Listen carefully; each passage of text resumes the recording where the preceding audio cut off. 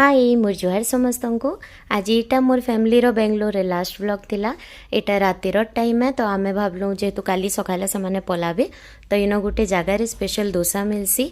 बहुत प्रकार वेजिटेबल पकईकरी से माने डोसा बनासन तो आमे भावलु इन थरे ट्राए कर दूँ बोली।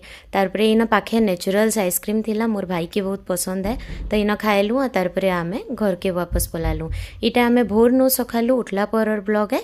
इन हूँ मोर माँ भाउज मुई करी रुटी तरकारी आउ भात फ्राए करी दे देइथिली मुई ताकू। तो से जगार इटा सब पैकिंग वैकिंग करके सामना रे रखीदेले नो। इटा पूरा भोर नुए जेहेतु आज तक ट्रेन टा 8-9 बजे भितर थिला तो आमको छाड़ीकरी ताकू आसबार थिला। तो आमे सबू सकालर खाना नास्ता आउ रातर खाना तीनिटा पैक कर देथिलु। एटा देखुन एंता पैकिंग करिछु आमे। तापर एटा कौन टिके सिझेकरी देइथिली जदि भेल किछि नाइ मिलबा सेन बेले एक्स्ट्रा गोटे किछि जिनिसटे खाई पारबे बोली सिझेकरी देइथिली। एटा मोर माँ पाइन बोतल माने आनिकी रखीदेले। एटा मोर पुआ है से एचेन घरे जाइकिरी सुईबा ताके आमे लॉक कर देकिरी पलि आइसथिलु। आई माने माने बाकी माने इटा आमे जाउछु इतरे आ मोर भाई के छाड़ी देइथिलु आमे से गला मेट्रो रे। इटा हमर हेनो गोटे स्ट्रीट डॉग है से भी जानी गला जे बापा माँ जी जाउछन बोली तो हेति लगी से जुगी थिला काहे जाउछन बोली। इटा आमे समस्ते पहुँची गलु स्टेशन के। इटा आमे एसएमबीटी स्टेशन रे मांकर माने ट्रेन टा थिला। देखुन एटा तो नुआ स्टेशन टे बढ़िया स्टेशन थिला पूरा सफा सुतरा। इरा आमे उतरीकिरी सामान माने दे दउछन।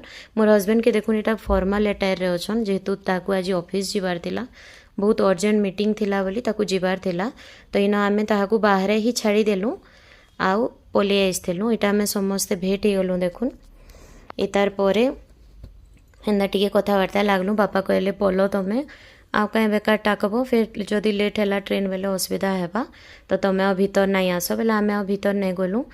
इटा फिर केभे देखा हेबा बापा माँ से जना नेन। इटा तार माने जाउथिले बेले समस्ते गोटे दुख भी लागुथिला मनटा पूरा बहुत दुख थिला जेहेतु रही जाइथिले 15-17 दिन बागी तो आमर गोटे माने हे जाइतिला कि घरटा पूरा खाली खाली लागबा आछेन। जेन माने भी बाहर रसन से माने मोर ई जिनिस के रिलेट करि पारुथिबे। आ इटा आमे विधानसभा तक हे गलु। इटा देखुन इटा पलौछु आमे घर के। मते मोर हस्बैंड घरे छाड़ी देबे। वर्षा होतला बहुत तो से मते घरे छाड़ी देकरी सेनु तगर ऑफिस पलाली। मोर मन तो बहुत दुख थिला। बापा माँ आसले गोटे गला बेल के ना बहुत दुख लागसी कि ई लोग भी जते बेले घर के गले एंता लागसी। तो आपण माने मोर आज ब्लॉगटा केंता लागला मते निश्चय जणाबे। आ जदि मैं आगर के फिर आमर घर के जिमी तो मुई फिर ब्लॉग आनमी। Thank you bye.